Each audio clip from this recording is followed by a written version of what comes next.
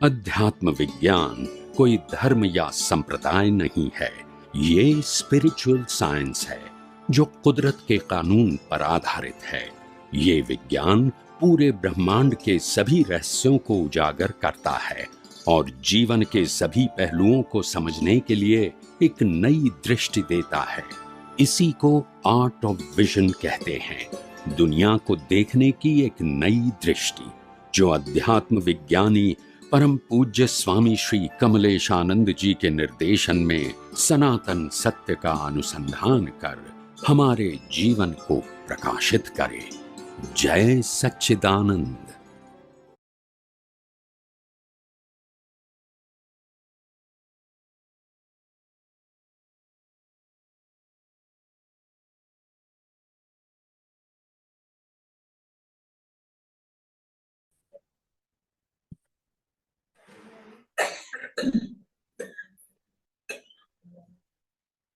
અનાદિકાળથી ભારતવર્ષની અંદર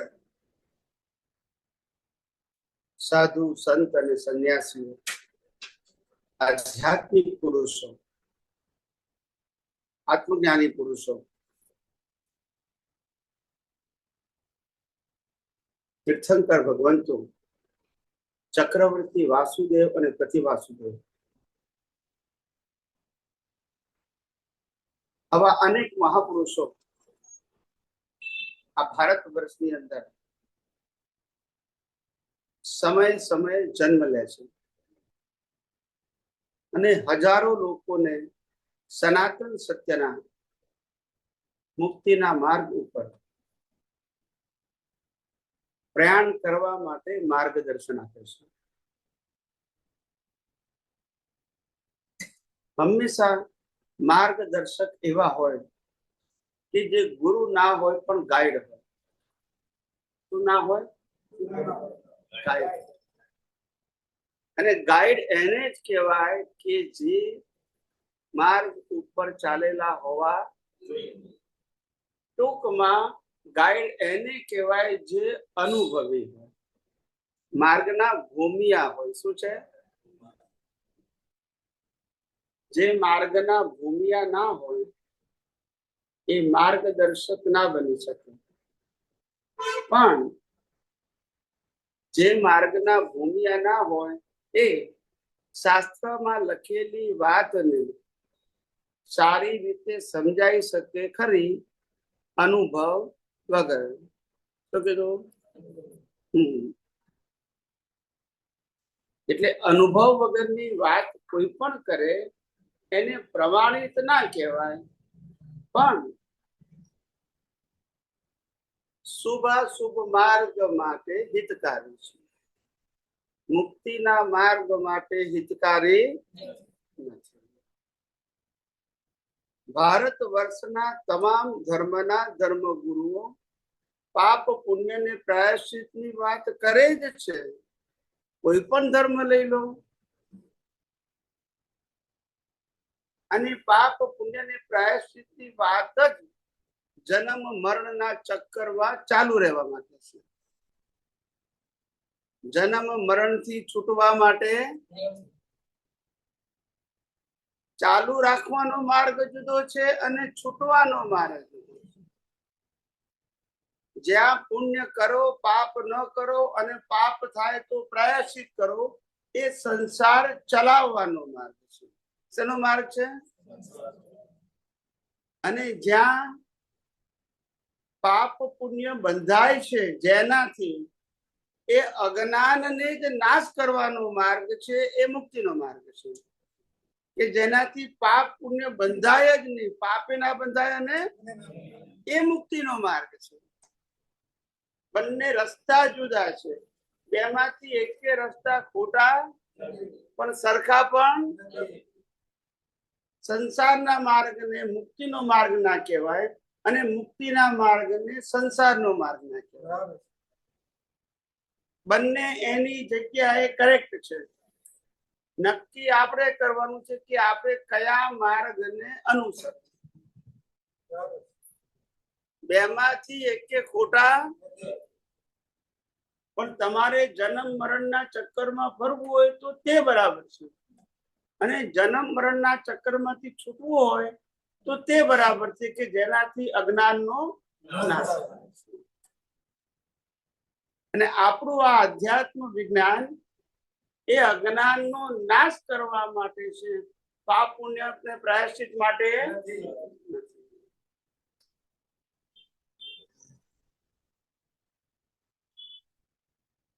આપણું વિજ્ઞાન કોઈ પણ ફોર્મેટ ઉપર આધારિત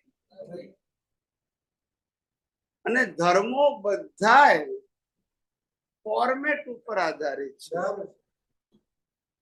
દરેક ધર્મની અંદર ફોર્મેટ કમ્પલસરી હોય. શું કીધું?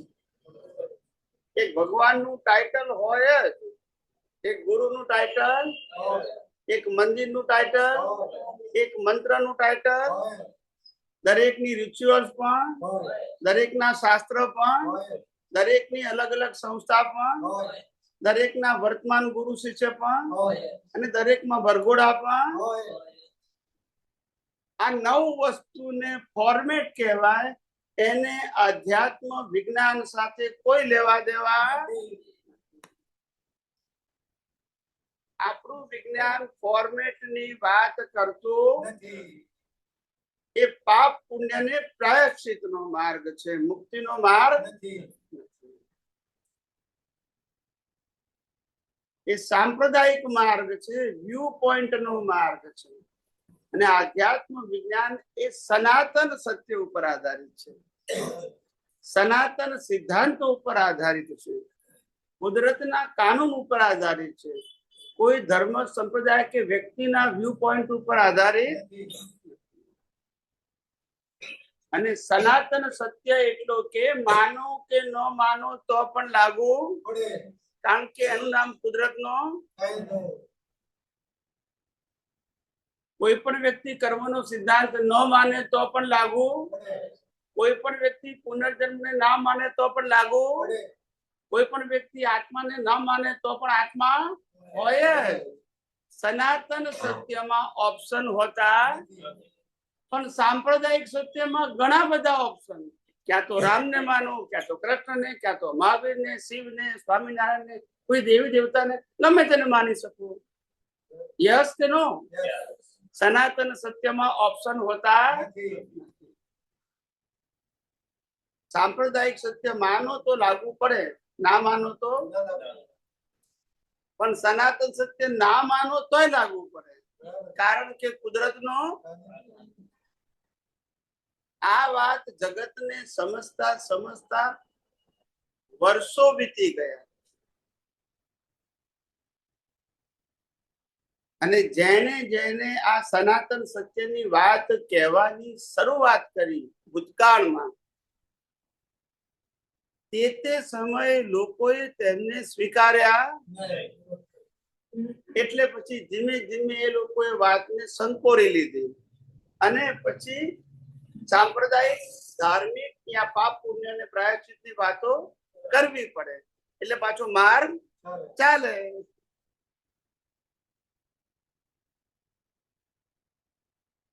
આ કળિયુગની અંદર આ અધ્યાત્મ વિજ્ઞાન એવું છે કે જેને સનાતન સત્ય સિવાય કોઈ વાત કરતું નથી. અહીંયા સામાજિક અને ધાર્મિક વાતો થતી નથી. અહીંયા આધ્યાત્મિક વાતો થાય છે, જે કુદરતના કાનૂન ઉપર, સંપ્રદાયના કાનૂન ઉપર આધારિત, કોઈ ગુરુ ભગવાન સંસ્થાના કાનૂન ઉપર આધારિત. સનાતન સત્ય. આવું અદ્ભુત વિજ્ઞાન જે આપણને બધાને આપણા જ પુણ્યના યોગે પ્રાપ્ત થયું છે. અને હવે એ વિજ્ઞાનને આપણે આત્મસાત કરવાનું છે. આત્મસાતનો મતલબ થાય સેલ્ફ રિયલાઇઝેશન, જાતે અનુભવવાનું છે. સત્સંગમાં સમજણ તો મળે, દ્રષ્ટિ તો મળે, પણ ઉપયોગ કરીને અનુભવ કરવાનું કામ એ દરેકનું વ્યક્તિગત કામ છે. કેવું છે? એમાં જ્ઞાની કશું ના કરી શકે. એ માર્ગદર્શક છે. શું છે? અને ગુરુ નથી. શું નથી? ગાઈડ છે, અને ગુરુ નથી. ગાઈડ હોવાથી ગાઈડ ક્યારે માર્ગ બતાવનાર જેને બતાવે છે એના માટે ચાલે કે ના ચાલે એના માટે ગાઈડ જવાબદાર ના હોય, અને ગુરુ જવાબદાર હોય. કારણ કે ગુરુ થયા છે તો કોઈ જવાબદારી લેવી પડે ને, કે હવે શિષ્ય મારા કહેલા નિયમ પાળે છે કે નથી પાળતો. ખ્યાલ આવ્યો? ગુરુ હોય અને શિષ્ય બનાયા હોય તો નીતિ નિયમો બતાવવા પડે અને પડાવવા પડે. ના પાડે તો શિક્ષા પણ. અહીંયા આગળ માર્ગદર્શક છીએ અમે ગુરુ. ચાલવું ના ચાલવું એ સાંભળનારની સ્વતંત્રતા છે. શું છે? અમારું કામ માર્ગદર્શન આપવાનું છે. તમારું પાળવું કે ના પાળવું એ તમારી સ્વતંત્રતા છે. કારણ કે આ સંપ્રદાય નથી.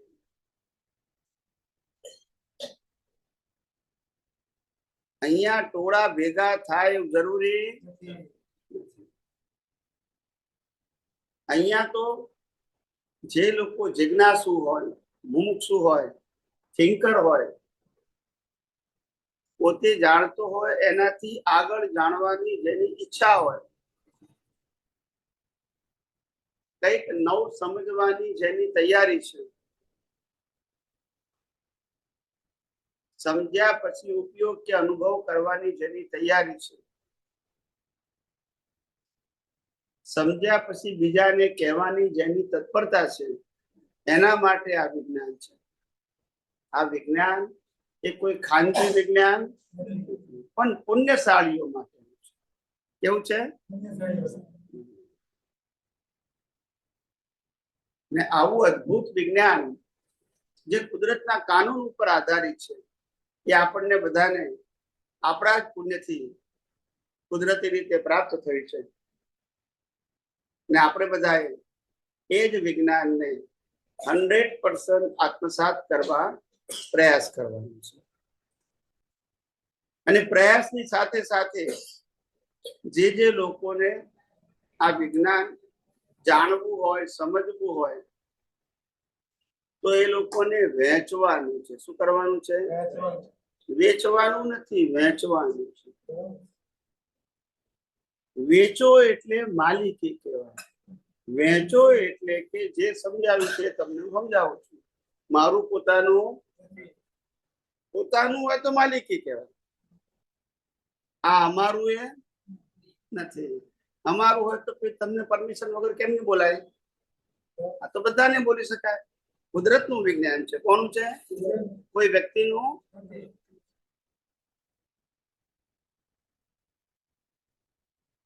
એટલે આવું પુણ્યના યોગ્ય આપણને બધાને જે રીતે વિજ્ઞાન સમજવાનો યોગ બાજ્યો છે, અનુભવ કરવાનો યોગ બાજ્યો છે,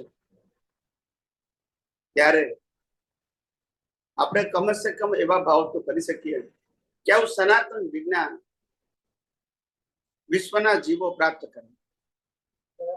ક્યારે પ્રાપ્ત કરે, કઈ રીતે પ્રાપ્ત કરે, કોણા થકી પ્રાપ્ત કરે, કેવા સંજોગોમાં પ્રાપ્ત કરે, એમાં ઊંડા ના ઉતરવું, પણ જીવ માત્ર વિજ્ઞાનને પામવું એવો ભાવ કરવો. બસ. કોઈ પણ નિમિત્તે. કારણ કે બધા ધર્મની અંદર, સંપ્રદાયની અંદર વાડાબંધીમાં ગૂંચાઈ ગયા છે અને ફસાઈ ગયા છે. અને હવે ઘરેડ એટલી મજબૂત થઈ ગઈ છે કે બહાર નીકળવા માટે પાછો કન્ફ્યુઝ થાય છે અને ભય લાગે છે કે આમનો નહીં રહું ને આમનો.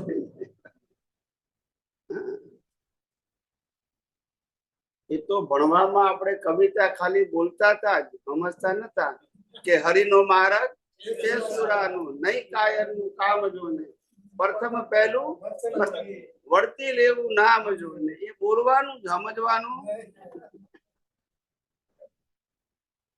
પોતાના ઉપર આવે ત્યારે મારું શું થશે? આવું છે. કારણ કે પોતાની જાત ઉપર વિશ્વાસ નથી. વિશ્વાસ હોય તો એને આવું થાય નહીં. અને દરેક માણસને સાચો માર્ગ ફળવાનો તો અધિકાર છે. કોઈને ખોટો માર્ગ છે એવું કહેવાનો અધિકાર નથી, પણ સાચો માર્ગ શોધવાનો તો દરેકને અધિકાર છે. અને જ્યાં સુધી ના મળે ત્યાં સુધી શોધ કરવો જોઈએ. અને એકવાર સાચો માર્ગ મળી ગયા તો પછી એને અનુસરવું જોઈએ. તમે તમારી પોતાની પ્રગતિ માટે, તમારી પોતાની અજ્ઞાનતા દૂર કરવા માટે, તમારી પોતાની મુક્તતાની અનુભૂતિ કરવા માટે તમે પ્રયત્ન કરો છો. કોઈને સાચા ખોટા કહેવા માટે પ્રયત્ન કરતા અને જરૂર પણ નથી.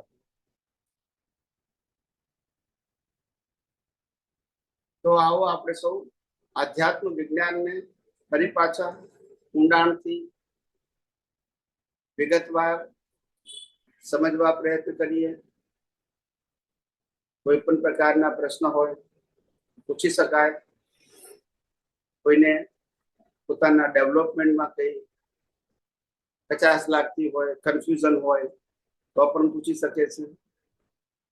અને કોઈને આ વિજ્ઞાન સમજાવતા પ્રોપર ઉત્તર ન આપી શક્યા હોય તો એવા પ્રશ્નો પણ પૂછી શકાય છે. તો આવો આપણે આધ્યાત્મ વિજ્ઞાન દ્વારા, પ્રશ્નોત્તરી દ્વારા પોતાના જ પ્રશ્નોનું સમાધાન મેળવીએ. જય સચ્ચિદાનંદ. માઇક આપજો. શરૂઆત કરો કોઈ. આજે અધ્યાત્મ જે તો કુળ ધર્મમાં જે લોકોની અત્યારે જે બિલીફ લઈને બેઠેલા છે અને એમાં જ રચ્યા પચ્યા રહે છે અને એમના દુઃખોમાંથી બહાર જ નથી નીકળ્યું છે. જેમ કે દેવી દેવતાઓને માને. હવે આપણે ઓલરેડી શાસ્ત્રોમાં વાંચીએ છીએ, જાણીએ પણ છે કે મનુષ્યનો દેહ મળવો એ દેવોને પણ દુર્લભ છે. યસ. તો આપણે દેવો પાછળ પડીએ છીએ અને એ લોકો એવી આકાંક્ષા રાખીને ત્યાં બેઠેલા છે કે ક્યારે મને મનુષ્યનો અવતાર મળે તો મારા ભયવાળાને હું જાણીને મુક્ત થાઉં. તો આજનો જે સમાજ છે એ લોકોને મેં જ્યારે પણ કોઈની સાથે આ વિષય પર ચર્ચા કરું છું તો એ લોકોને કન્સેપ્ચ્યુઅલી ક્લિયર પણ નથી થઈ શકતું. જે લોકો કદાચ લેવલ પર ડેવલપ નથી પણ છતાં બી આપણા પ્રયત્નો ચાલુ હોય. તો એવા લોકોને એવા કયા કી પોઈન્ટથી આપણે સમજાવીએ કે એટલીસ્ટ એમને થોડું બેઝિક વધારે સમજ પડે.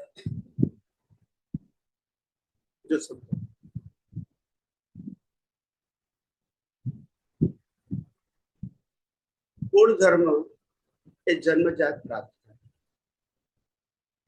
અને કુળ ધર્મ એ મન વચન કાયાનો વિષય છે અને આધ્યાત્મનો માર્ગ એ મૂળ ધર્મ છે. એ દ્રષ્ટિનો વિષય છે, જ્ઞાન દર્શનનો વિષય છે, એ ઉપયોગનો વિષય છે, ક્રિયાનો વિષય. એટલે પ્રકૃતિ ભલે કુળ ધર્મને પાળે, ફોલો કરે, અનુસરે, કઈ વાંધો નહીં, પણ દ્રષ્ટિમાં મૂળ ધર્મ હોવો જોઈએ. જેમ પ્રકૃતિ અન્ય ધર્મો પણ પાળે છે, જેમ કે ભણવું, પૈસા કમાવા, ફેમિલી ચલાવવી, સામાજિક કામ કરવા, ધર્મ કરવો, આ બધું કરે જ છે. એમાં તો કોઈને વાંધો નથી, પણ મૂળ ધર્મ જે દ્રષ્ટિનો છે એ સમજી લો. અને કુળ ધર્મને હલાવવાની જરૂર નથી. એની નીચે ખરી પડે તો કઈ નહીં. આપણે એને ત્યાગ કરવાનું કહેતા કે બદલવાનું ને ફેરવવાનું પણ નથી કહેતા, પણ મૂળ ધર્મ સમજી લો. એ જ્ઞાન દર્શનનો વિષય છે, મન વચન કાયાનો વિષય. અને કુળ ધર્મ એ મન વચન કાયાનો વિષય છે. બંને વસ્તુ કેવી થઈ ગઈ? જુદી થઈ ગઈ. પેલી સ્થૂળ છે, ખ્યાલ આવ્યો, અને આ સૂક્ષ્મતમ છે, જ્ઞાન દર્શન. જે બહાર દેખાતું વિચારોને જોઈ શકો, વાણીને જોઈ શકો, વર્તનને જોઈ શકો, પણ જ્ઞાન દર્શન એ જાગૃતિ અને ઉપયોગનો વિષય છે. એ ફિઝિકલ દેખાય. ખ્યાલ આવ્યો? તમારા વિચારો બીજા પણ જાણી શકે, વાણીને વર્તન તો જોઈ શકે, પણ વિચારો પણ તમારા જ્ઞાન દર્શનને દુનિયાની કોઈ વ્યક્તિ જાણી શકે એટલે એને સૂક્ષ્મ કહું છું. સમજાય છે? એટલે સમજવું પડે. એટલે બંને વસ્તુ કેવી છે? એટલે તમારા ધર્મને આધ્યાત્મ વિજ્ઞાન ટચ જ કરતું નથી કે એને ચાલુ રાખવું, બંધ રાખવું, કશું જ નહીં. તમારી દ્રષ્ટિની અંદર જ્ઞાન દર્શન છે, એની અંદર સનાતન સત્યને સેટ કરો. અને એ ઉપયોગનો વિષય છે. શેનો વિષય છે? એ ઉપયોગનો વિષય છે, જાગૃતિનો વિષય છે. એ મન વચન કાયાથી મુક્ત રહેવાનો વિષય છે. મન વચન કાયાથી ફોલો કરવાનો વિષય. ધર્મ તો મન વચન કાયાથી ફોલો કરવાનું. એટલે આ સમજાય ને તો એ વિચાર કરતો થાય. શું થાય? આ વિજ્ઞાન જ અદભુત ખુલ્લું થયું છે. તમારા સામાજિક અને ધાર્મિક જીવનને ટચ જ નથી કરતું. એટલે અહીંયા કન્વર્ઝન શબ્દ વપરાતો નથી. આ ધર્મ પરિવર્તન નથી, દ્રષ્ટિ પરિવર્તન છે. શું છે? દ્રષ્ટિ પરિવર્તન. ધર્મ પરિવર્તન, ધર્મ તો એનું જ રહેશે. દ્રષ્ટિ બહાર કશું જ નહીં બદલાય, તમારી ખાલી દ્રષ્ટિ બદલાઈ જશે. અને દ્રષ્ટિ બદલાવાથી તમને તમારા જ્ઞાન દર્શનને લઈને અનુભૂતિ તમે કરી શકશો. છૂટાપણાની. અને જેવી દ્રષ્ટિ એવી સૃષ્ટિ. એ પ્રમાણે તમને સૃષ્ટિ દેખાશે. તમારી દ્રષ્ટિમાં તમને ખ્યાલ આવે કે હું શુદ્ધાત્મા છું, માટે મન વચન કાયા હું નથી. તમને લાગશે કે હું શુદ્ધાત્મા છું તો મન વચન કાયા હું ચલાવનારો નથી. તારે તમને ખબર પડશે કે મન વચન કાયા મારા અને બીજા બધાના અવસ્થા માત્ર. બસ આ દ્રષ્ટિનો ઉપયોગ છે. એમાં કોઈ ક્રિયા કે વાણી ભાષા બોલવાની જરૂર નથી. સનાતન સત્ય માનો કે આ જ રહેવાનું. ધર્મ તમારો ગમે તે હશે, સનાતન સત્યને એને કોઈ લેવા દેવા. અને કોઈ હિન્દુ, મુસલમાન, ક્રિશ્ચિયન સાથે કોઈ લેવા દેવા નથી. કોઈ લેવા દે. એ લોકો પણ આ દ્રષ્ટિ આને લેવા દેવા કરી. આને કરી ધર્મને. જ્ઞાન દર્શનને કોઈ લેવા દેવા નથી. તમે રેશનિંગ કાર્ડમાં લખો કે તમે કોણ છો તો કે હિન્દુ છો, પણ આત્મા થોડો હિન્દુ છે. આત્માને જાતિ હોતી નથી. જાતિ ધર્મ ના હોય. એ આપણે આત્મધર્મની વાત કરીએ છીએ. પ્રકૃતિના ધર્મની વાત. પ્રકૃતિમાં બે ધર્મ આવે, સામાજિક અને ધાર્મિક. અને દ્રષ્ટિમાં એક જ ધર્મ આવે, સનાતન. સમજાયું? બંને વસ્તુ જુદી છે. આપણે કહીએ તો એને ખબર પડે. દરેકને એવું લાગે કે મારો સંપ્રદાય સાચો છે, મારો સંપ્રદાય ઊંચો છે, એવું લાગે. પણ એ તો દરેક સંપ્રદાય વાળા લાગે. ક્યારેક શું હોય છે કે એ પછી પ્રયત્ન આપણો વિફળ એટલા માટે થતો હોય છે કે સામેવાળી વ્યક્તિનું એટલીસ્ટ એ લેવલનું પણ ડેવલપમેન્ટ ના હોય કે આ વસ્તુને પકડી શકે. ના, એ વખત એ વાત શું થાય છે? એ વાત તમારી સાચી કે ડેવલપમેન્ટ ના હોય. પણ આપણે વાત એવી કરીએ ને એક મેં મુદ્દા એને એની વાતમાં શંકા પડે. આપણે એને કહીએ કે ચલો તમે જેને ભગવાન માનો છો એ આપણે કબૂલ કરીએ, તમારા માટે ભગવાન છે. પણ પહેલા આપણે સામાન્ય વાત કે ભગવાન વિનાશી હોય કે અવિનાશી? તો કે જવાબ આપે ના આપે. અવિનાશી કહેવાય. અચ્છા, પછી ભગવાન રૂપી હોય કે અરૂપી? કારણ કે રૂપ હોય ને તો નાશ થાય.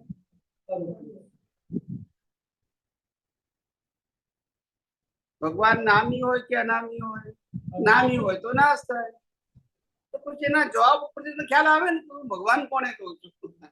આપણે એના જવાબ ઉપરથી ને પકડવાનો. એટલે ભગવાનની વ્યાખ્યા આ તો એક્ઝામ્પલ એવી કંઈક વાતો કરવી કે જેથી એને એની સમજણમાં શંકા પડે. આપણે કહીએ વિચાર તું કરે છે તો ક્યાં હું જ કરું છું, તો પછી ખરાબ વિચાર કેમ આવે છે? એ તો ખબર નથી, વિચાર તો હું જ કરું છું. તને ખ્યાલ આવે ને કે હું કરું તો ખરાબ કેમ આવે? અચ્છા, વાણી તું બોલે છે તો ક્યાં હું જ બોલું છું ને? તો પછી એમ કેમ કે મારે નથી બોલવી તો એ બોલી ગઈ. અને બોલું છું તો નથી બોલાતું, તો એની વાતમાં એને શંકા પાડે, પછી જવાબ કોણ છે? તું ધારે કરી શકે છે? તો આવી રીતે આવા દાખલા આપીએ ને એટલે વિચાર કરતો થાય. ભલે હા ભલે એકદમ એક્સેપ્ટ ના કરે પણ વિચાર તો કરે કે વાત તો સાચી છે એમ. સમજાય છે? ઘણા માણસો કે આપણે સારું જીવન જીવવું જોઈએ, સારું જીવન જીવવું જોઈએ, બરાબર છે, પણ આપણે જીવી રહ્યા છે કે મરી રહ્યા છે? મરી રહ્યા છે. તો પછી સારું ન કરે. જે જીવન આપણા હાથમાં જ નથી, રોજ એક એક એપિસોડ પૂરો થાય છે, તો સારું ખરાબ ક્યારે? સારું ખરાબ ક્યારે બોલો કે તમારા હાથમાં કંટ્રોલ હોય તો? એ તો છે જ નહીં. ન જાણ્યું જાનકી નાથે કાલે સવારે શું થવાનું, તો એવી એ વખતે ખબર તો આપણને ક્યાંથી? એટલે આવી કેટલીક ધીમે ધીમે વાતો કરી. પછી શરીરની વાત કરી કે શરીરની ડિઝાઇન કુદરતે બનાવી, મન વચન કાયા કુદરતના છે, ખ્યાલ આવ્યો? એને હવા પાણી ખોરાક કુદરત આપે છે, લોહી કુદરત બનાવે છે, આખા શરીરમાં ફેલાવાનું કામ કુદરત કરે છે, છેલ્લે શ્વાસ બંધ કુદરત કરે, છેલ્લે પંચ મહાભૂત કુદરત. તો આમાં તો કોઈ ધર્મ વાંધો ના આવે ને. તો એને આમાં તો કોઈ ધર્મ વચ્ચે ના આવે ને. ધર્મ ગમે તે હોય પણ આમાં આ તો સનાતન સત્ય છે ને, પછી ક્યાં વાંધો છે? આવી કઈક વાત કરીએ ને તો વિચાર કરતો. ભલે આપણી બધી વાતો એક્સેપ્ટ ના કરે પણ 4-5 વાતો એવી વાત કરવી કે એની સમજણમાં શંકા પડી જાય, પછી એ ધીમે ધીમે જવાબ કોડશે. આપણે એટલા મોટિવેટ કરવા કે એટલીસ્ટ પોતે શંકા પછી પ્રયત્ન કરે શોધખોળ કરવાનો. યસ. પછી બીજા પાસેથી ના હોય, તમારી પાસે તમે આવું કીધું તો તેનો જવાબ શું થાય? એવી તે વખત પછી થોડા ડીપમાં લઈ જાઓ. એની વાતમાં શંકા પડે તો જવાબ પડે ને. એને એ વાત જ્યાં સુધી સાચી લાગતું તો જવાબ શું કામ પડે? ખ્યાલ આવે? તમે એમ કહો આ મકાન મારું છે, બરાબર છે, અને તમે કહો છો મારો પુનઃજન્મ થવાનો છે, તો કોનો થવાનો છે? આવું પૂછે તો ખરા ને, કે જવાબ આપે ને. શરીર નો થાય તો કે ના, શરીર ના થાય તો કોનો થાય? તો આત્માનો. તમે આત્મા છો કે શરીર છો? હવે તો આત્મા છો, તમે શરીર નથી. તમારી પાસે શરીર છે પણ તમે શરીર નથી. હવે ખ્યાલ આવી વાતો કરવાની જે પ્રેક્ટિકલ જ હોય, જે કોઈ પણ વિચારક વ્યક્તિ જવાબ આપી શકે. આખી અઘરી વસ્તુ. તમે મરી જાઓ છો તો પછી પુનર્જન્મ કેમ થાય? એટલે ખ્યાલ આવે કે આત્મા છે ક્યારે જન્મ મરણ લેતો, શરીરના જન્મ મરણ થાય, માટે મારા નથી પણ કુદરતના છે. આવી રીતે વાત કરવાની. ખ્યાલ આવે? એકદમ શોર્ટ એન્ડ સ્વીટ, પણ શંકા કરે, શંકા ઉભી થાય, શંકા પાડી બંધ કરશે.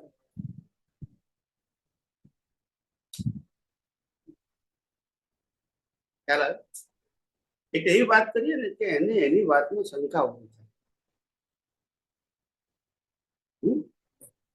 અને પછી જવાબ ખોલે.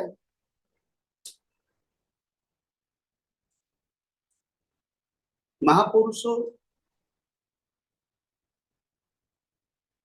જયારે કોઈ વ્યક્તિ એમની પાસે આવે સમજવા માટે, ત્યારે એને 2-4 વાતો એવી કરે કે જેથી એની સમજણમાં એને શંકા પડે. અને જો થિંકર હોય તો પછી એનો જવાબ ખોયા વગર રહે નહીં. એકવાર વિચારક ના હોય તો આપણે કહીએ તો શંકા તો પડે. પછી હવે એને જવાબમાં ઇન્ટરેસ્ટ છે કે નહીં એના ઉપર પછી ખોળે, નહીં તો ના ખોળે, પણ આપણે શંકા તો પાડવી. કે છે ને કે ઘડો ખાલી હોય ને, એકદમ અજ્ઞાની છે ને તો કદાચ એ જલ્દી સમજી જાય છે, પણ પેલા જાણનારાઓ છે ને એમની જોડે સ્ટ્રગલ બહુ થઈ જાય. કારણ કે એમનો જે મળેલું છે કે વાંચેલું છે કે જે બી જ્ઞાન કંઈક વાંચીને કે સાંભળીને એમની પાસે જે મૂળ ધર્મમાંથી મળેલું છે ને, એને એ લોકો એની હવ છોડવા તૈયાર નહીં થતા હોતા. એ વખત એ લોકોને કન્વિન્સ કરવામાં અઘરું પડી જાય. બરાબર છે, પણ એ લોકોને પણ એ લોકોની રીતે જ જવાબ આપવાનો. હા, કે ક્રિયા કરવાથી પાપ પુણ્ય છે કે ભાવથી પાપ પુણ્ય છે.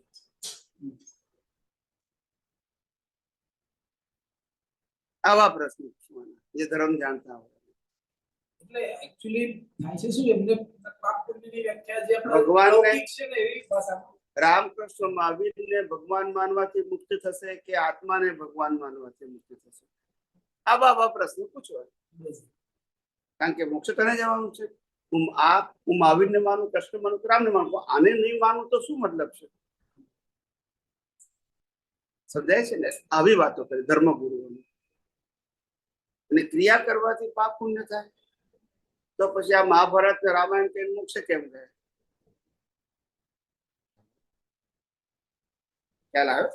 એટલે આ બધી વાત એવી છે કે ધર્મના લોકો પણ આમાં વિચાર કરતા હતા. જે પેલી ઘરેડ હોય ને, ઘરેડ, એમાં વિચાર કરતા હતા કે વાત તો સાચી છે. પછી કોઈ એમ કે તમને પાછું કે ભાઈ ના, હવે એ તો બધા મહાપુરુષો હતા એટલે એ લોકો માટે તો બધું બરાબર છે. ત્યારે આપણે પછી કહેવાનું કે કુદરતનું કાનૂન બધા માટે અલગ અલગ હોય તો એક જ હોય. અને જો એમના માટે જુદો હતો તો પછી એમની જિંદગીમાં પણ આવા સંઘર્ષ કેમ આવ્યા? સમજાય છે કે જેમ આપણા જીવનમાં આવે છે એમના જીવનમાં આવે. એટલે કોઈનું જીવન મન વચન કાયા રૂપે મનુષ્ય રૂપે કોઈનું સ્પેશિયલ હોતું દરેકને પોતાના કર્મ જ ભોગવવા પડે છે. ભલે જ્ઞાન દશા ગમે તે હોય. મહાવીરને કાનમાં ખીલા ઠોકાય, ભલે કેવળ જ્ઞાની હોય, તીર્થંકર હોય, પણ કર્મ તો ભોગવવા એમ કહેવામાં કે તમારી જ્ઞાન દશાથી કર્મ ધોવાઈ જતા. એ કુદરતના કાનૂનમાં જે જવાનું છે એમાં કોઈનું ચાલે નહીં. ગમે એટલી જ્ઞાન દશા ઊંચી હોય તોય, તીર્થંકર હોય તોય, ચક્રવર્તી હોય તોય ભોગવા. એટલે આવા કેટલીક વાતો એવી કરવા માંડીએ ને તો એ લોકો વિચાર કરતા થઈ જાય. કોઈ વ્યક્તિ એમ કે અમારા ભગવાન કે અમારા ગુરુ અમને જે કહે છે એ એમ લાગે છે કે અમારા ગુરુ બહુ મોટા જ્ઞાની છે. બરાબર છે, જ્ઞાની હોઈ શકે, પણ આપણે પૂછીએ કે જ્ઞાન ગુરુનું છે, ગુરુ પરંપરાનું છે કે સનાતન છે? ગુરુ પરંપરાનું જ્ઞાન હોય એ દરેક ધર્મમાં છે. એટલે વાતો એવી કરવી કે એને એની વાતોમાં, એના વિચારોમાં, એની સમજણમાં એને શંકા કરે. ખ્યાલ આવે? એટલે ઘણી બધી આવી વાતો કરી શકાય. તમારો જન્મ થયો તો મા બાપ તમે નક્કી કર્યા હતા? ભાઈ બહેન તમે નક્કી કર્યા? રહેવાનું ઘર મળ્યું તમે નક્કી કર્યું? તમને ધર્મ મળ્યો તમે નક્કી કર્યો? ગામ અને પડોશી તમે નક્કી કર્યું? કાકા મામા ફૈબા તમે નક્કી કર્યા? તમારું નામ પણ તમે નક્કી કર્યું? તો પછી તમે તો કશું કરતા જ નથી. અને તમે કહો છો હું કરી શકું છું, તો કરો ને. સમજાયું કે નહીં? જો કરી શકતા હોય તો કરો ને. એટલે વિચાર કરતો થાય. શું થાય? તમે તમારી મરજીથી શ્વાસ બંધ કરો છો. કોઈ મરી જાય તો એની મરજીથી મરે છે. તો તમારી સ્વતંત્રતા ક્યાં છે?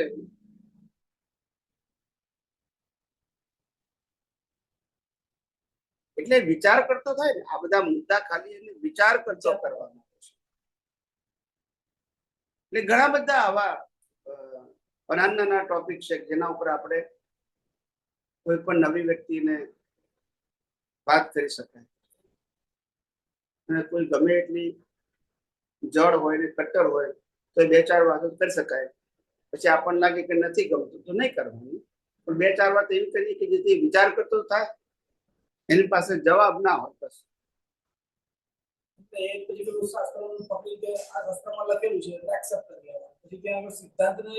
ધ્યાનમાં ના રાખે, ખાલી શાસ્ત્રની વાત પકડીને તમારી સામે પ્રેઝન્ટ કરે.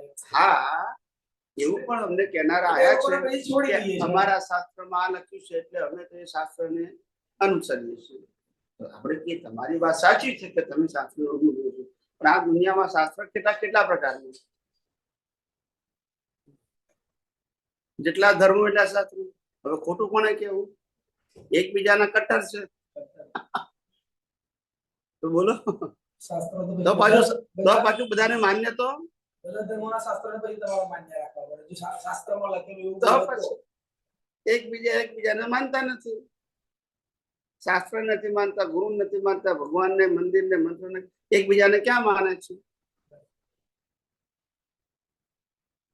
વૈષ્ણવો જૈનને માને ના માને, જૈનો શિવને ના માને, શિવ વાળા સ્વામિનારાયણ ના માને, સ્વામિનારાયણ વાળા જૈનોને ના માને, એકબીજાનો મેળ પડતો હતો. બધાના શાસ્ત્રો તો છે, તો હવે સાચા કોને કહેવાય, ખોટા કોને કહેવાય? જો તમે શાસ્ત્રની વાત કરતા હો તો બધાના શાસ્ત્રો છે, દરેક મહાપુરુષોની પરંપરામાં જ લખાયેલા છે. ખ્યાલ આવ્યો? એટલે તમે જેમ તમારા શાસ્ત્રને ગ્રેટ કહો છો એમ દરેક કે છે, એમાં કોઈ વિશેષતા પણ સનાતન સત્ય. ખ્યાલ આવ્યો? એટલે હવે અમારા જીવનમાં તો ઘણા બધા આવા બધા પ્રસંગો શરૂઆતમાં આવી ગયા. હવે તો કોઈ એવું પૂછતું નથી, કોઈક વાર પૂછે, કોઈક નવાઈ જાય તો બધા. હું ઘણાને કહું છું કે નવી વ્યક્તિ લાવો ને તો એને કેવું 5-50 સત્સંગ સાંભળીને આવે, પછી આવે શાંતિથી સમજીને. એને લાગતું કે આ વાતમાં મને રસ છે તો જ આવે, એને લાગતું કે હું જે સમજુ છું એ બરાબર છે તો પછી આવવાની જરૂર નથી. પણ થોડા સત્સંગ સાંભળીને આવે ને તો સારું. હા, એને ખ્યાલ આવે કે આપણે સનાતન સત્યની શું વાત કરવા માંગીએ છીએ.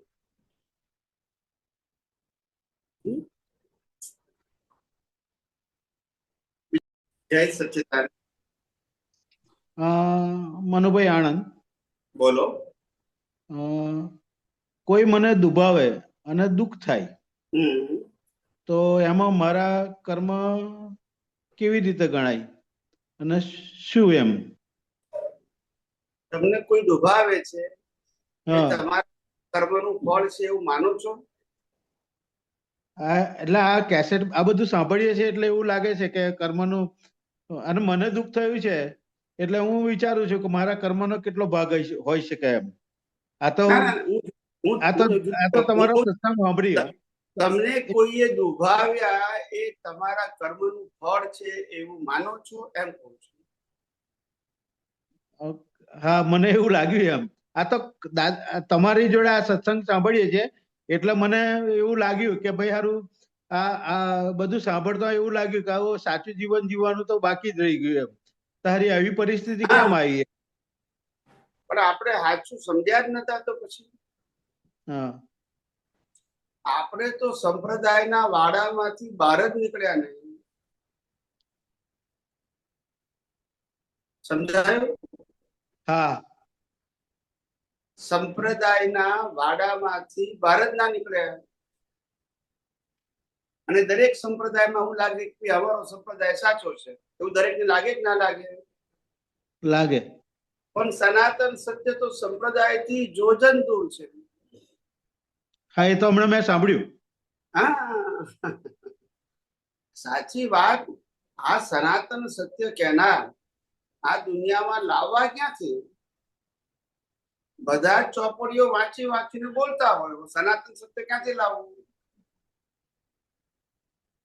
સમજાયું? હા, હા, આ તો મોરબી હું ગયો હતો તે મોરબીના એક ગ્રુપમાં મેં એક ભાઈએ મને વાત કરી હતી તે મેં એ ગ્રુપમાં જોઈન થયો એમ. જોઈન થયા પછી હું તમારું નિયમિત સાંભળતો રહ્યો એટલે મનમાં વિચાર આવ્યો કે હારું કોઈક બોલે ને મને દુઃખ થાય તો હારું કે મારે આ બધું કેમ એમ. અને હવે થોડી સમજણ પડી એટલે લાગ્યું એટલે પૂછ્યું મેં તમને. હા, એટલે દુઃખ થનારો ભાગ એ આપણે નથી અને સુખ થાય છે એ પણ ભાગ આપણો નથી. એ બંને ભાગ એ કુદરતે બનાયેલા શરીરનો છે અને તમે કરેલા ગયા અવતારના કર્મનું ફળ છે. બસ. આજના શરીરની ભૂલ નથી. ખ્યાલ આવ્યો? હા, ગયા અવતારમાં કરેલા કર્મને ફળ ભોગવવા માટે કુદરતે શરીર, સંજોગો અને શક્તિ આપે છે. બરાબર. તો અત્યારે જે અવતાર મળેલો છે એમ એમાં નવા કર્મો ના બીજ ના નખાય અથવા તો નવા કર્મો ના બંધાય તો એના માટે આપણે શું કાળજી લેવી જોઈએ? બસ મન વચન કાયા આપણા અને બીજા બધાના એને કુદરતી રચના જોવા. અચ્છા. કુદરતી રચના જુઓ તો પછી હું કરું છું, તે કરે છે, તેઓ કરે છે, આવે જ નહીં. ના. હું માલિક છું, તે માલિક છે, તેઓ માલિક છે, આવે નહીં. હું ભોગવું છું, તે ભોગવે છે, તેઓ ભોગવે છે, આવે નહીં. કારણ કે કુદરતી રચના. યસ કે નો? હા હા. હું શુદ્ધાત્મા છું, બાકી બધું કુદરતી રચના, જે હોય તે અને જેનું હોય તેનું. બરાબર. એટલે અવસ્થા આપણે એને જુદો જ જાણવું પડે. હા, મન વચન કાયાની અવસ્થા માત્ર કુદરતી રચના છે. જીવ માત્રના મન વચન કાયાની અવસ્થા કુદરતી રચના છે. અને કુદરતી રચના હોવાથી ક્યારે મન વચન કાયા ગુનેગાર નથી, પણ એ ગયા અવતારમાં કરેલા કર્મના ગુનાનું ફળ ભોગવવાનું સાધન છે. એ સાધન કુદરત આપે છે, સંજોગો કુદરત આપે છે, અને શક્તિ કુદરત આપે છે. અને કુદરત જે આપે છે એ પાછું લઈ લેશે હિસાબ પૂરો થાય એટલે. યસ. હા હા. શરીરે કુદરત આપે, સત્તા સંપત્તિ સંબંધ અને સાધન પણ કુદરત આપે. અને કર્મોનો હિસાબ પતી જાય ત્યારે બધું પાછું લઈ લે છે. કારણ કે તમને ભોગવવા માટે આપ્યું છે, માલિકી કરવા નથી આપ્યું. અને આપણે થઈ જઈએ છે માલિક. ના, પણ આપણે માલિક જ ના કહેવાય ને. ના કહેવાય નહીં, પણ થઈ જઈએ છે ને. ખ્યાલ આવ્યો? કહેવાય નહીં, થઈ જઈએ છે ને આપણે માલિક. હા, મારું છે એવું તો કહી દેવાય છે. તો પછી હું કરું છું એવું થઈ જાય છે. એટલે જ ને. એટલે એ દ્રષ્ટિમાં સમજણ સુધારવાની છે. વ્યવહારમાં મન વચન કાયા જે કરતા હોય એનો વાંધો નથી આપણને, પણ મન વચન કાયાને જોવાની દ્રષ્ટિ બદલો. મન વચન કાયા તમારા કે દુનિયાની કોઈ પણ વ્યક્તિના હોય એને કુદરતી રચના જોવાનું શીખો અને શુદ્ધાત્મા પદનું લક્ષ્ય રાખો. બસ આ માર્ગ છે જેનાથી નવા કર્મ નહીં બંધાય. સમજી ગયા? ચોક્કસ ચોક્કસ. શું કરો છો તમે? ના, હું રિટાયર્ડ છું. શું કરતા હતા પહેલા? જય સચિદાનંદ. ક્વેશ્ચન એવો છે, નિગોજમાંથી જીવ જ્યારે વ્યવહાર રાશિમાં આવે છે ત્યારે એકેન્દ્રિય થી પંચેન્દ્રિય સુધી આવે છે ને પછી મનુષ્ય જન્મ લે છે. તો નિયમ શું છે કુદરતનો કે એને કર્મ પ્રમાણે જન્મ, મા બાપ, ઘર બધું જ મળે છે. બરાબર. જ્યારે વ્યવહાર રાશિમાં આવે છે, મનુષ્યનો જન્મ મળે છે ત્યારે એને કઈ જાતના કર્મ હોય છે ને કઈ જાતના મા બાપ, ભાઈ બહેન મળે છે? કારણ કે એને કોઈ જાતના કર્મો તો છે જ નહીં. ડિસ્ચાર્જ કર્મ એકે નથી, તો એને રાગ દ્વેષ પણ નથી. તો કઈ જાતના એને ભોગવટા આવે છે ને કઈ જાતનો એ થાય છે? કારણ કે ઘણા બધાને ક્વેશ્ચન છે. જી જી, બરાબર. જો આપણે આ પ્રશ્નનો જવાબ તો ભૂતકાળમાં અનેક વખત આપ્યો છે કે નિગોદમાંથી વ્યવહાર રાશિમાં આવ્યા પછી એકેન્દ્રિય થી પંચેન્દ્રિય અને પ્રથમ મનુષ્ય ભાવ, આ બધું જ કુદરતી રચના છે, કુદરતી કાનૂન પ્રમાણે છે. એની અંદર કોઝની જરૂર નથી. ફેરથી બોલું છું, નિગોદમાંથી વ્યવહાર રાશિમાં આવ્યા પછી એકેન્દ્રિય થી પંચેન્દ્રિયમાં અને પહેલી વખત મનુષ્યમાં આવે છે. આ બધું જ બટ નેચરલ છે. એમાં કોઝ ઇફેક્ટ લાગુ પડતા નથી. પણ મનુષ્ય ભાવમાં આવ્યા પછી એને બુદ્ધિ મળે છે, ત્યાર પછીનો ભાવ નક્કી થાય છે. હા, પણ સ્વામીજી મનુષ્યમાં આવે છે ત્યારે કયા કર્મને હિસાબે મા બાપ, કુટુંબ બધું મળે છે? એ પહેલી વખત મળે છે ત્યારે એને બટ નેચરલ મળે છે, કર્મથી નથી મળતા. જેમ એક ઇન્દ્રિયમાંથી બે ઇન્દ્રિયમાં બટ નેચરલ, બે માંથી ત્રણમાં બટ નેચરલ, એમ 5 ઇન્દ્રિયમાંથી મનુષ્યમાં પહેલી વખત પણ બટ નેચરલ આવે. અને એનો જન્મ હંમેશા ક્યાં થાય કે ઇથોપિયામાં. ઇથોપિયામાં એક ખબર છે. જંગલી જેવું જીવન હોય, ત્યાં મનુષ્યનો આકાર હોય और कोई એને સંસ્કાર આ તે કશું જ ના હોય. પણ એને પહેલી કોઈ જાતના રાગ દ્વેષ પણ નથી એટલે હોતા. પહેલી વખત મનુષ્યમાં આ રીતે જેમ 5 ઇન્દ્રિયનું 1 થી 5 ઇન્દ્રિયના ભાવ મળ્યા ને એમ પહેલો ભાવ પણ એ જ પ્રમાણે મળે છે, કુદરતી કાનૂન પ્રમાણે, કોઝ ઇફેક્ટ પ્રમાણે નહીં. તો મા બાપ ભાઈ બહેન બધા કુદરતી કાનૂન પ્રમાણે મળે છે.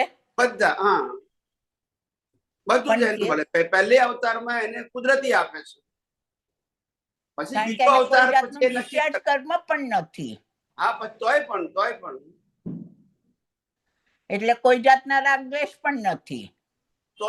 કારણ કે એકેન્દ્રિય થી પંચેન્દ્રિય જીવોમાં પણ જન્મ આપનાર મા બાપ તો હોય છે, હા, પણ તોય કુદરતી રચના છે.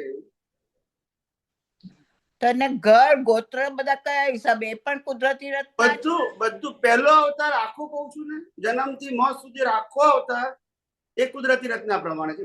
એમાં કોઝ ઇફેક્ટ નથી, કુદરતી કાનૂન પ્રમાણે છે.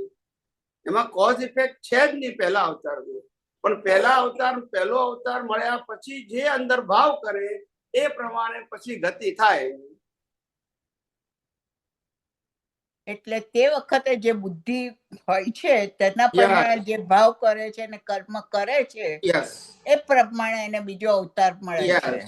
કારણ કે મનુષ્ય અવતારમાં પહેલી વખત આવે ત્યારે તો એને પહેલી વખત બુદ્ધિ મળે છે. હા. પહેલા કર્મ તો બાંધેલા હોય જ નહીં.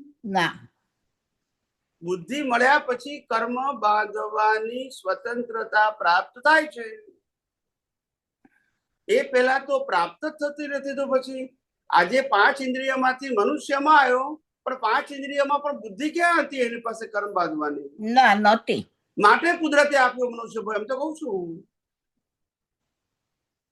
હવે મનુષ્ય પ્રાપ્ત થયા પછી જયારે બુદ્ધિ મળી ત્યાર પછી પોતાને કર્મ બાંધવાની સ્વતંત્રતા પ્રાપ્ત થઈ. પછી એના કર્મ પ્રમાણે ગતિ થાય અને પેલા કુદરતના ક્રમ પ્રમાણે ગતિ થઈ. પહેલી વખત મનુષ્ય થયો એટલે ઘણા બધાને ક્વેશ્ચન ને આર્ગ્યુમેન્ટ થતી હતી. આ એટલે થાય ના નથી પાડતું, પણ આપણે ભૂતકાળમાં આ પ્રશ્નનો જવાબ લગભગ 8-10 વખત અલગ અલગ સમયે આપેલો જ છે. આપેલો છે, પણ આ પાછું પાકું કરી લઈએ. ના એમ નહીં. એટલે કદાચ એવું બને કે કોકને સાંભળવામાં ના આવ્યો હોય, બની શકે. મેં પણ નથી સાંભળ્યો, મારે સાંભળવામાં નથી આવ્યો. હા, એટલે એટલા માટે કીધું કે સાંભળવામાં આવે એવું બની શકે. આટલા બધા પણ આપણે વિજ્ઞાનમાં તો આ બધા જવાબો આવી ગયા છે. બીજો કોઈ પ્રશ્ન છે? બોલો, શરૂઆત કરો. અનુભવી જ્ઞાની પુરુષ આ ઉતરતા કાળમાં દરેક જ્ઞાની પુરુષને અધિકાર મળે છે, પ્રત્યક્ષ અનુભવી જ્ઞાની પુરુષને અધિકાર મળે છે જેના હાથના નીચે તીર્થંકરો ભળે છે એવા હાજરા હુજુર પ્રત્યક્ષ અનુભવી જ્ઞાની પુરુષને મારા વંદન. प्रभु जी, गई कल एक बात चल रही थी, दादा भगवान के बारे में कुछ मतलब उसके ऊपर लेख लिखा हुआ था दर्शन के ऊपर. तो मुझे ये समझना है कि जो भी अनुभवी ज्ञानी पुरुष होते हैं, संकेतधारी महात्मा होते हैं, तो उनका एक लेवल तक दर्शन है और आगे पास होने के लिए एक समय की अनुकूलता नहीं हो रही है, ज्ञानी का जुड़ान नहीं हो रहा है वगैरह है जो रीजन है. तो इसमें काल का प्रभाव ज्यादा है, वेटिंग टाइम चालू है. काल का प्रभाव नहीं होता है, वो एक प्रकार का अपने ही पिछले अवतार की मान्यता के आधार से अंतराय कर्म बन जाता है. प्रभु जी, पुरुषार्थ के लिए जीव स्वतंत्र है. हाँ. और जो भी अनुभवी संकेतधारी जीव है कुछ एक कैटेगरी, सो कॉल्ड कैटेगरी उनका बीच पड़ चुका है, तो उनको वेटिंग करना पड़ता है। आगे ज्ञानावरण नहीं टूट रहे हैं और दर्शनावरण में फिर उनका अलग अलग एंगल खुल रहे हैं। क्या कुदरत ये चाहती है कि बाय ऑल एंगल वो जीव तैयार हो? हाँ बोलिए। हाँ, तो इसमें एक्चुअली समय का ही मुझे ज्यादा ये दिखता है कि समय समय तो बराबर है, मगर आपने कहा ना कि जो प्रत्यक्ष ज्ञानी पुरुष मिल नहीं पाते हैं, उनका प्रत्यक्ष लाभ ले नहीं पाते हैं, इसके पीछे तो कर्म कारण है। प्रत्यक्ष मिलना न मिलना वो तो संजोग होता है ना। और पुरुषार्थ करना वो अपना वैल्यू और इंटरेस्ट के ऊपर आधारित है।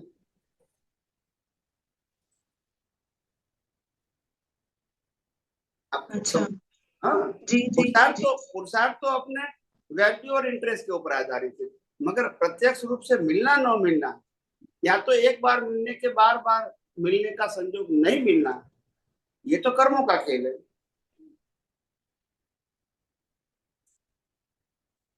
मन वचन काया किसी को के साथ मिलना न मिलना वो तो कुदरती रचना है।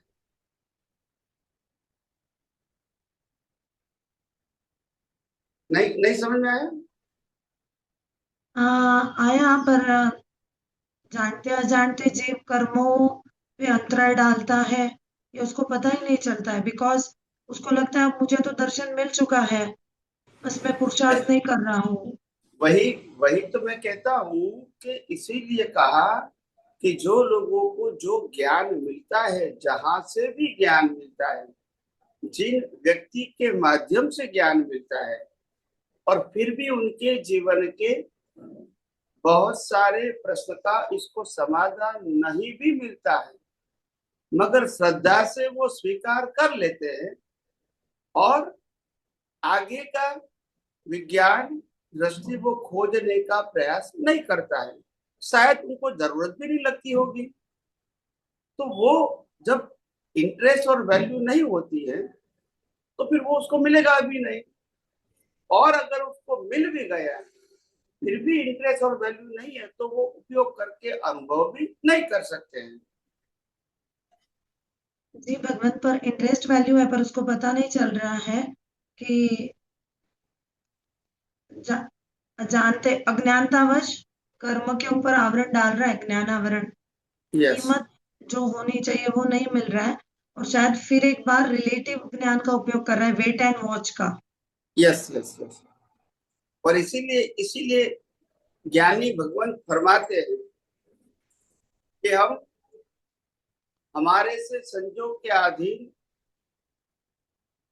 किसी भी व्यक्ति के प्रति प्रयास करते हैं, वो करते रहना है। सफलता मिलती है नहीं मिलती है वो एक संजोग है, और अगर प्रयास करने के भी संजोग नहीं मिलते हैं तो भाव कर सकते हैं बस। पर भगवंत, ये कॉम्बिनेशन बैठने में तो बहुत टाइम मतलब लगेगा, जब मगर क्या करेंगे, हमारे हाथ में तो है नहीं, पर किसी जीव का को कंट्रोल हमारे पास तो नहीं है। जीव को पता ही नहीं था। ये तो प्रश्न पूछेगा तो पता चलेगा, तो फिर वो कॉम्बिनेशन जुड़ने की हाँ, मगर वो शुरुआत। नहीं पूछता है, पूछना ना पूछना ये भी तो एक संजोग है ना। पर बार बार दर्शन खोलता है तो उसको पता तो चलता है जीव को कि जो पुरुषार्थ होना चाहिए, जिस लेवल का, जो जीव का दो घड़ी के साथ कॉम्बिनेशन नहीं बैठ रहा है, ड्रॉप हो रहा है, उसको तो पता चल रहा है कि कुछ कमी है। पर ये नहीं मालूम पड़ रहा था कि कर्म ने ज्ञानावरण बांध दी है। उसको लगा कि ज्ञान तो मिल गया है, दृष्टि तो मिल गई है, तो हमें ही उपयोग करना है। यही ये ऐसा यही अज्ञान का प्रयास क्यों कर लेता है जीव? हाँ जी प्रभु बोलिए। नहीं, इसमें कमी क्या हो जाती है, वो मिले हुए ज्ञान को ही ज्ञान मान लेते हैं, हालांकि ये श्रुत ज्ञान है। जो ज्ञान अनुभव में आता है वही ज्ञान खुद का ज्ञान है, और वो जीव को मुक्ति के मार्ग में आगे ले जाता है। जो ज्ञान नॉलेज और इंफॉर्मेशन के रूप में प्राप्त हुआ है वो प्रगति के लिए उपयोगी नहीं है, अगर आप इसका उपयोग नहीं करते हैं। मगर आप करते हैं तो ही आपके लिए काम का है, नहीं तो आपके पुण्य से तो आपको मिल गया, अच्छी बात है। मगर आपने उपयोग करने का प्रयास नहीं किया, अनुभव करने का प्रयास नहीं किया, तो आपका पुण्य खत्म हो गया, बस आपको प्राप्त हो गया, अनुभव तो नहीं होगा आपको। ये पुण्य भी, ये प्राप्त भी पिछले अवतार के कर्म फल स्वरूप प्राप्त हुआ है, ये आज के पुरुषार्थ से प्राप्त नहीं हुआ है। अभी तो बताया ना आपने कि कर्म का बैलेंस उतना नहीं है, दर्शन पुरुषार्थ कर रहा है पर कर्म का उदय नहीं है, बताया गया ना अभी तो। और हाँ, ज्ञान उदय का मतलब क्या होता है? मिलना, न मिलना, वो उदय है। जी भगवान, पर वो तो और प्रत्यक्ष क्या समझना न समझना ये डेवलपमेंट है।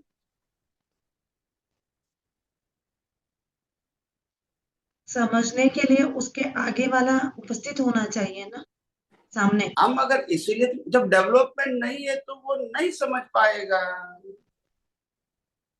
नहीं नहीं, अभी ये जो है ये अपना कर्मावरण कैसे तोड़ेगा? क्योंकि कुछ एक वजह से उसके कोई ऐसे ऐसे कोई बिलीफ बन गई है कुछ। नहीं नहीं, कर्मावरण, कर्म का आवरण तोड़ने का एक ही रास्ता है, शायद, जिसको हम निष्पक्षपाती या सम्यक रास्ता बता सकते हैं। ये है कि हे अंतर्यामी परमात्मा, मेरे को मुक्ति के मार्ग बताने वाला और मुक्ति के मार्ग पे चलने की शक्ति मेरे को जहां से भी मिले, ऐसे अनुभवी ज्ञानी पुरुष मेरे को प्राप्त हो, प्राप्त हो और प्राप्त हो, और उनके पास से प्राप्त किया हुआ ज्ञान मैं खुद उसकी वैल्यू और इंटरेस्ट करूं और उपयोग करके अनुभव के मार्ग में आगे बढ़ूं। ऐसी है अंतर्यामी परमात्मा, मेरे को शक्ति दो, शक्ति दो, शक्ति दो, बस। और क्या कर सकते हैं? भगवान, जो जो भाव होने चाहिए ये शब्दों के पीछे, वो तो सिद्धांत, जो सिद्धांत पे चल रहा है उसका हो नहीं पाता है। श्रद्धा तो पे जा नहीं सकता, सिद्धांत पे। इसीलिए कहते हैं कि जो प्रार्थना और भावना करते हैं ना, वो एक रिलेटिव सत्य के बेस बना के करते हैं। जैसे मेरे को भगवान का दर्शन हो, फिर कहेंगे भगवान कौन? तो के कृष्ण। तो मेरे संग आत्मा का कैसे होगा बताइए मेरे को? शब्द तो एक ही है, शब्द तो एक ही है, जी मगर उनके शब्द के पीछे उनकी दृष्टि क्या है? मेरे मेरे समझ में भगवान का दर्शन का मतलब राम का दर्शन, कृष्ण का दर्शन, महावीर का दर्शन, शिव का दर्शन, ये है। तो वो प्रार्थना तो करते हैं कि मेरे को भगवान का दर्शन हो, मगर वो व्यक्ति को मानते हैं।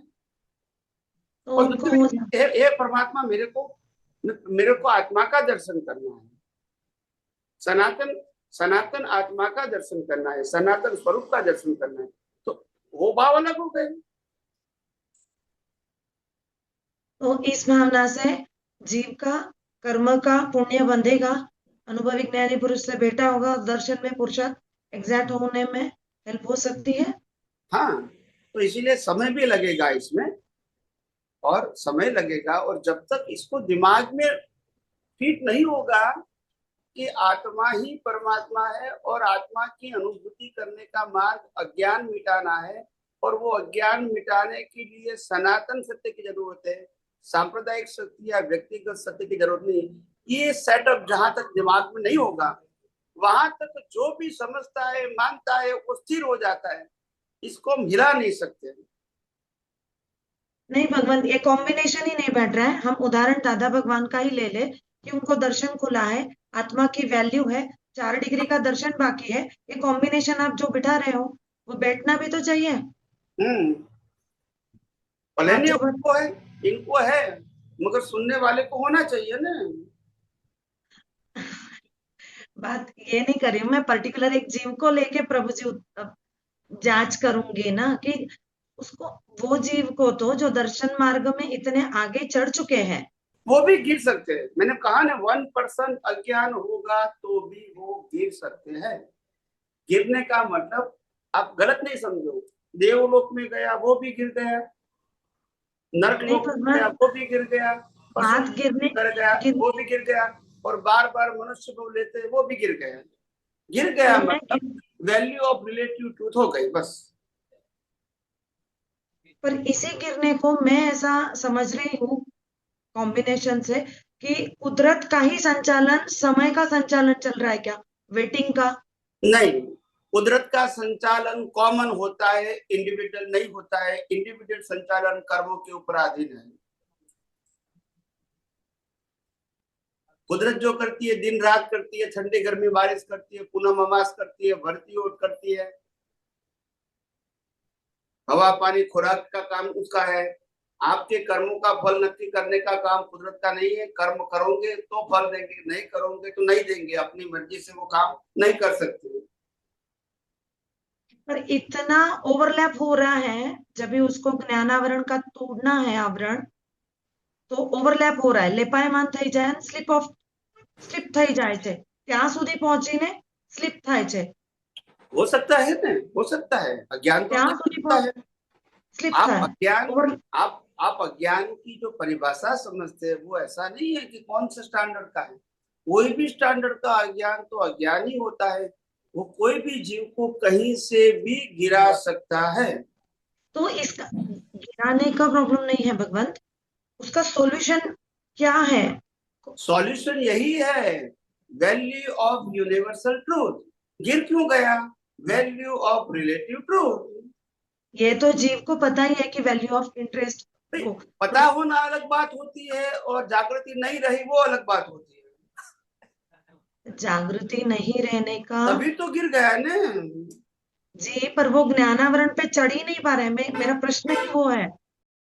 जय जितेंद्र, बोलिए प्लीज।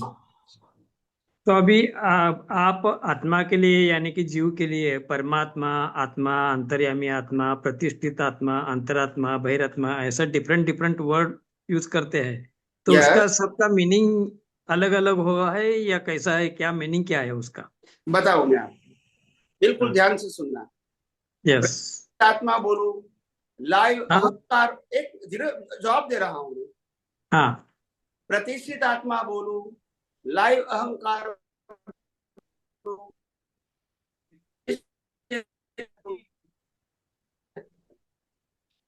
बाबा, ये सबका मीनिंग एक ही है।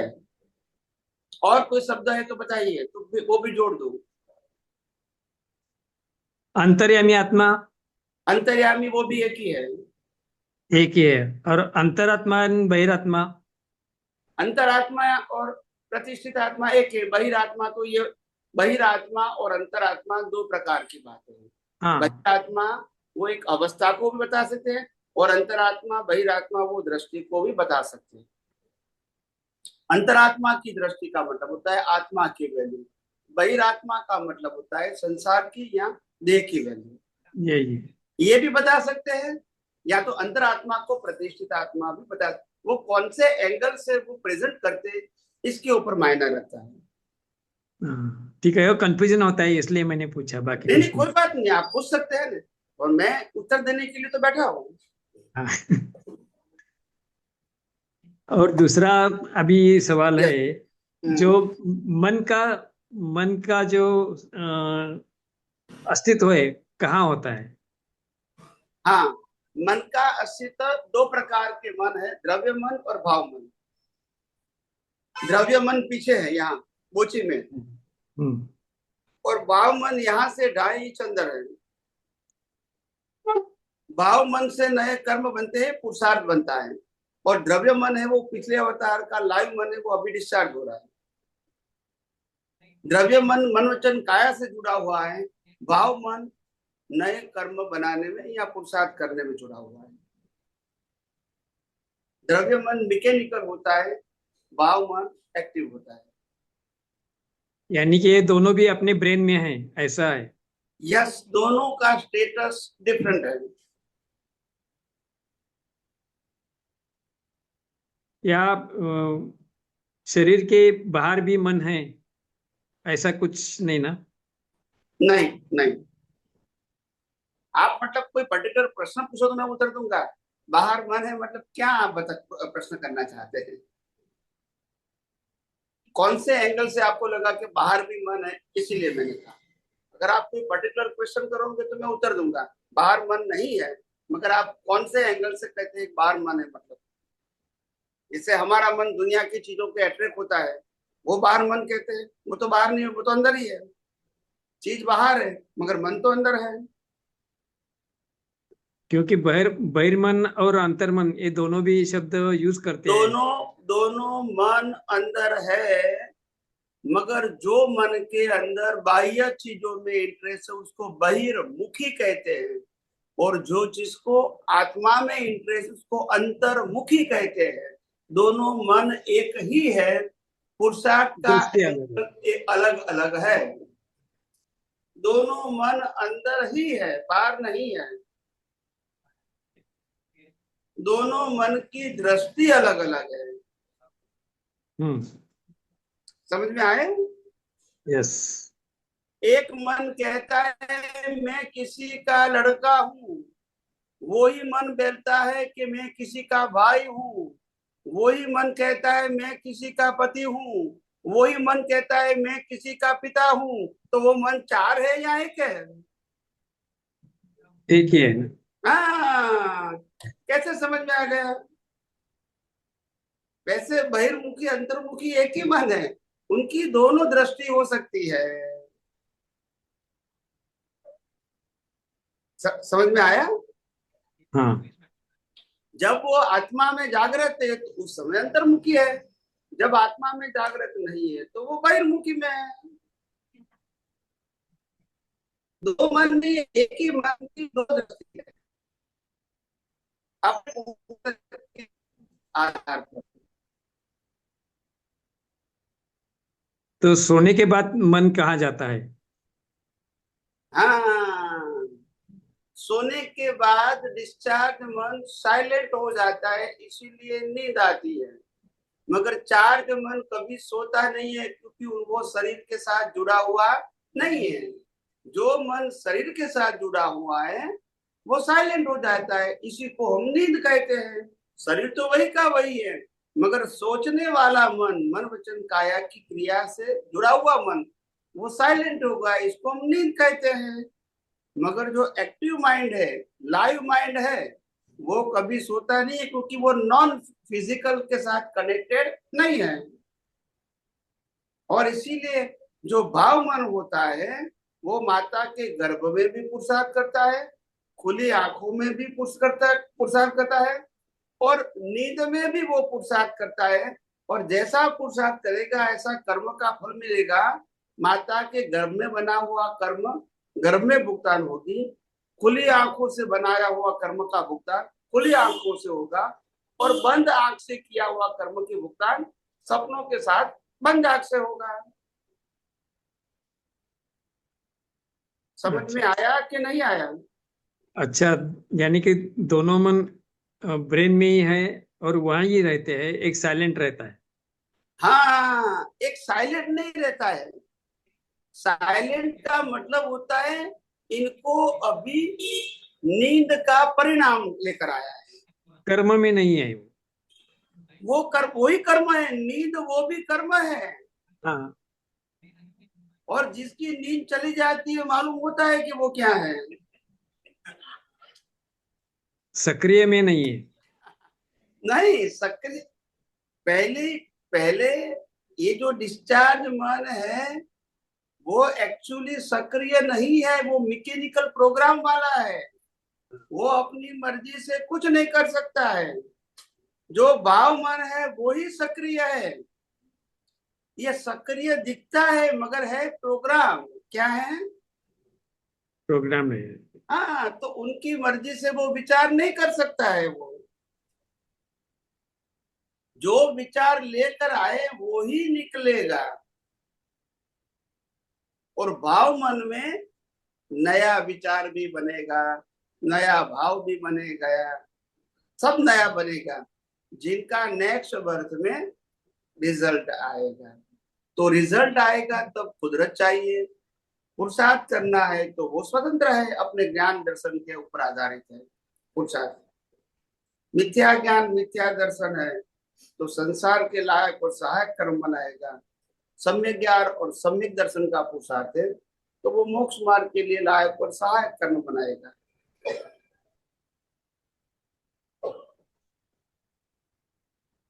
समझ में आया? आया। तो आपका ये जो है मैकेनिकल जो है, जो पहले से पूर्व जन्म में जो किया है अभी चालू है वो, तो अभी दूसरा एक कंसेप्ट ऐसा है कि आप में इंडिया के जो भी धर्म है उसमें नहीं है। वो दूसरा जो कंसेप्ट है वो सोल प्लान करते हैं, यानी कि जन्म से पहले ही डिसाइड करते हैं हम खुद ही, हमको जन्म में एग्जाम्पल ऐसा। वो सोल प्लान करके जो बुक है ना, सोल प्लान। आप जो नहीं आप जो एक्सप्लेन करना चाहते हैं इसका हाँ। एग्जाम्पल। हाँ, यानी कि ऐसे गाइड रहते हैं ऊपर जो आपको पूछते हैं आपको क्या क्या करना है, आपने एक्सपीरियंस अभी तक क्या किया है, और आपको जन्म में जाके पुरुष जन्म में स्त्री में जन्म जाते आपको क्या काम करना है और कौन सा एक्सपीरियंस लेना है, तो इसके लिए गाइड करते हैं और उसके हिसाब से हम जन्म लेते हैं। ऐसा सोल प्लान का जो कंसेप्ट है वो ऐसा है। नहीं, गाइड कोई नहीं करता है। हाँ। गाइड करने वाला कोई नहीं है।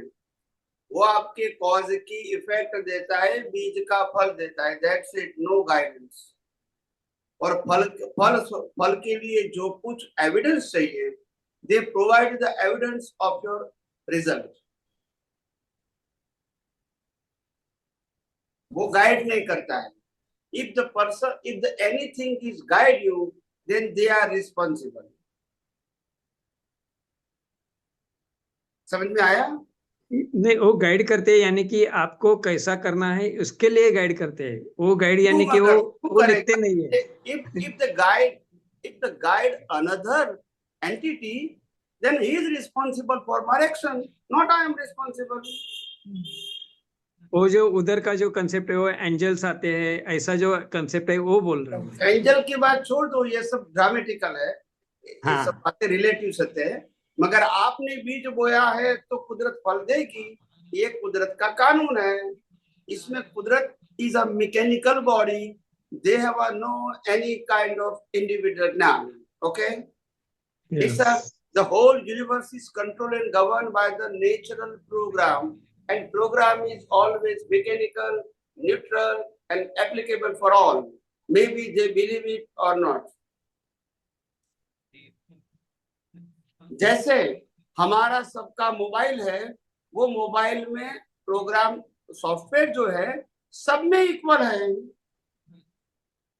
मगर ऑपरेटिंग सबका इंडिविजुअल है। तो कुदरत का प्रोग्राम एक ही है। आप जो भी कर्म करोगे वही प्रोग्राम से सबको रिजल्ट मिलेगा। और रामकृष्ण माहिर को भी वही प्रोग्राम से रिजल्ट मिला। तो ये मैकेनिकल प्रोसेस है, ये कोई इंडिविजुअल प्रोसेस नहीं है। कर्म इंडिविजुअल है, कर्म फल इंडिविजुअल है, मगर प्रोग्राम कुदरत का एक ही है। और इसीलिए उसको लॉ ऑफ नेचर बोलते हैं, जो सभी जीवों को लागू होता है, माने या न माने। और वही कंसेप्ट का आगे का जो है, जन्म के बाद उनको फ्री विल भी होता है, यानी कि प्रोग्राम चेंज करने का।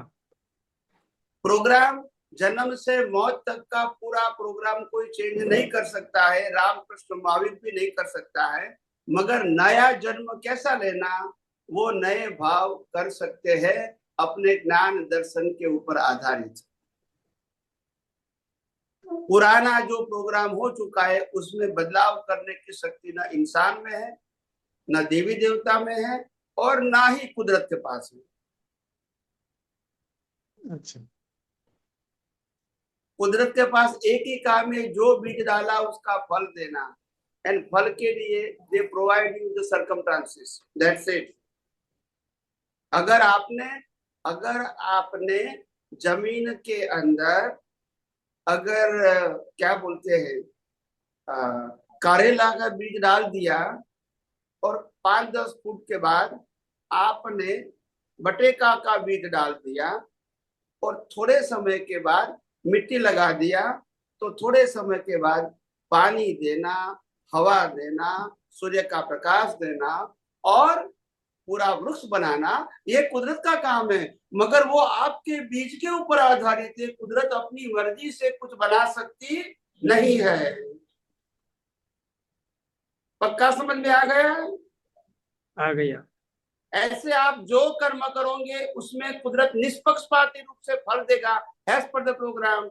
नॉट इज इंडिविजुअलिटी की मीनिंग व्यक्ति को फल ज्यादा दूं कम दूं, ऐसी उनके पास कोई इंडिविजुअल आइडेंटिटी नहीं है। They follow the mechanical programme for all living being creature. लेकिन अभी साइंस में हाइब्रिड करते हैं। हाँ, but what is the concept of hybrid? Can we explain in a simple word of definition? एक फल वाला झाड़ है, उसको कट करके हाइब्रिड के लिए जो दूसरा जो ये है ट्री है, उसको कंबाइन करके वो ऊपर आने वाला जो ट्री है वो अलग आएगा ना। बेस उसका होगा लेकिन आने वाला ट्री है वो अलग आ जाएगा। बताओ, वो कर्म हाइब्रिड जो होता है ने, वो कर्म बाय बर्थ होता है।